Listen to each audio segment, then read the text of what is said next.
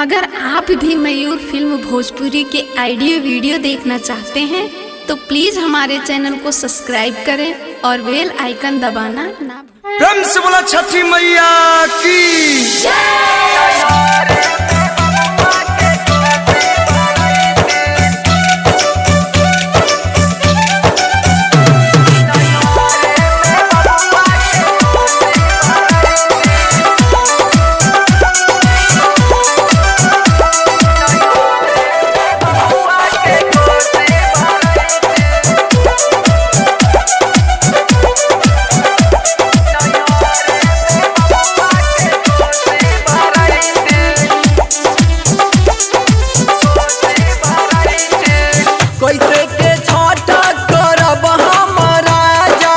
रउआ तो बस गईने दुबई राजा।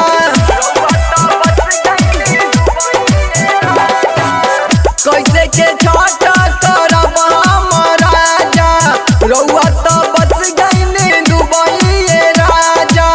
रहती जे घरे मत दौरा उठैती, रहती जे घरे मत दौरा उठैती। नैहरे में बबुआ के कोसी भरैती, नैहरे में बबुआ के कोसी भरैती।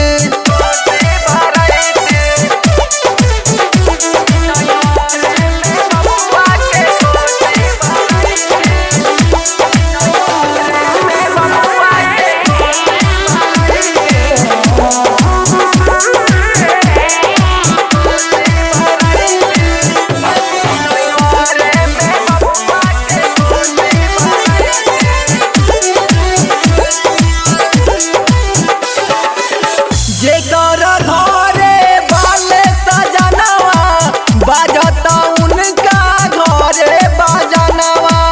रउआ तो बस गईन जाके बहरवा, घरे न बाटे ननका देवरवा।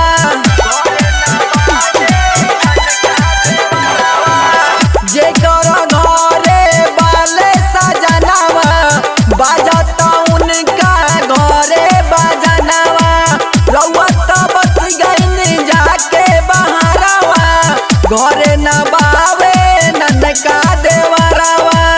रहती जे घरे माथे दौरा उठैती, रहती जे घरे माथे दौरा उठैती। नैहरे में बबुआ के, नैहरे में बबुआ के कोसी भरैती, नैहरे में बबुआ के कोसी भरैती।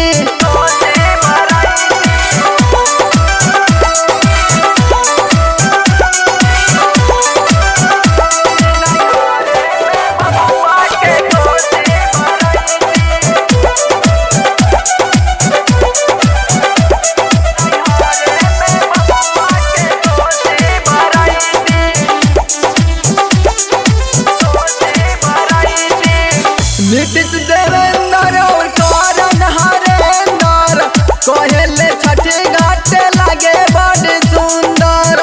राइटर सचिन से कहलो न जाता, धर्म